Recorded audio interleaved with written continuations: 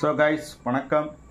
கர்நாடகாவுக்கு செல்லும் விஜய் அடிப்படை அறிவே கிடையாது, யாரடா யோசனை கொடுக்கறது அப்படின்னு சொல்லிட்டு யார் நம்ம கரிகஞ்சி.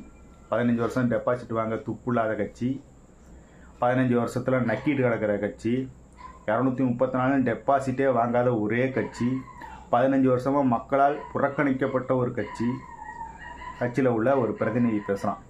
அவங்களுக்கு தேவை டெய்லி யூடியூப்பில் ஒரு வீடியோ போட்டாமா மாசான ஏதாவது ஒரு வருமானம் வருதா, அதுதான் அப்புறம் அவங்க கட்சியோட முக்கியமான எய்மே யூடியூப் ஆரம்பிக்கணும், அதில் வருமானம் பார்க்கும், இவ்வளோதான்.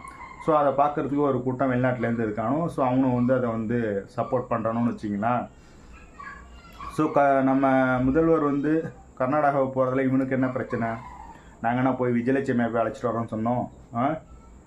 நாங்கள் போய் காவேரிக்கு தண்ணீர், தமிழ்நாட்டுக்கு தர வேண்டிய தண்ணீரை பற்றி நாங்கள் பேச போகிறோம். தமிழ்நாட்டோட சிஎம் போகாமல் வேறு யார் போக முடியும்? தமிழ்நாட்டோட டம்மி டெபாசிட் வாங்க துப்புலாத உங்கள் அண்ணன் சீமானை அனுப்ப முடியும்?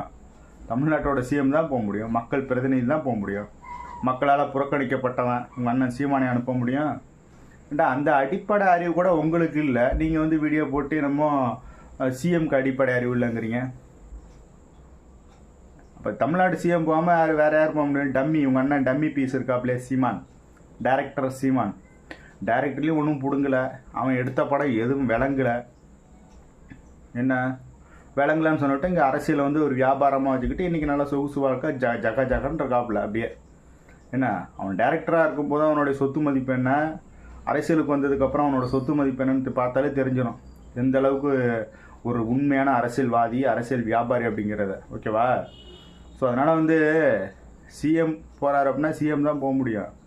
அங்கே போய்ட்டு ஒன்று விஜயலட்சுமிலாம் கூப்பிட்டு போகலாம். அதனால் நீங்கள் பதறாதீங்க. தமிழ்நாட்டுக்கு தேவையான தண்ணீரை சுமூகமாக பேசி தான் அது பண்ண முடியும்.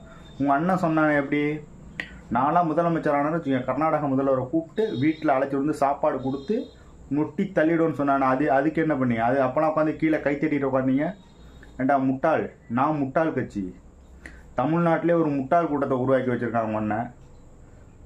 நான் என்ன பண்ணுவேன் தெரியுமா? நான் மட்டும் முதலமைச்சராக வந்துட்டேன்னு வச்சுக்கேன், வா இங்கே வா, யார் கர்நாடக முதல்வர் இங்கே வா வீட்டுக்கு வா அப்படி சொல்லிட்டு வீட்டுக்கு கூப்பிட்டு வச்சு சாப்பாடு கொடுத்து அவங்கள்ட்ட சமரசமாக பேசி தண்ணியை வாங்கிடுவேன் அப்படின்னு சொல்லும்போது இந்த முட்டாள் கூட்டம் கை தட்டிகிட்டு இருந்துச்சு.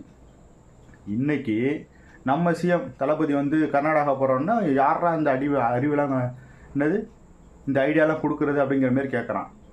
ஏண்டா பைத்தியக்காரனோலாம், நீங்கள் தான் காலையில் ஒன்று பேசுவீங்க, சாயங்காலம் ஒன்று பேசுவீங்க, நைட்டு ஒன்று பேசுவீங்க. எந்த ரகத்தில் சரக்கு அடிக்கிறீங்களோ அந்த ரகத்துக்கு பேசுகிற கூட்டம் நீங்கள். உங்களை மாரியாவா எல்லோரும் இருப்பாங்க? கரிகஞ்சி.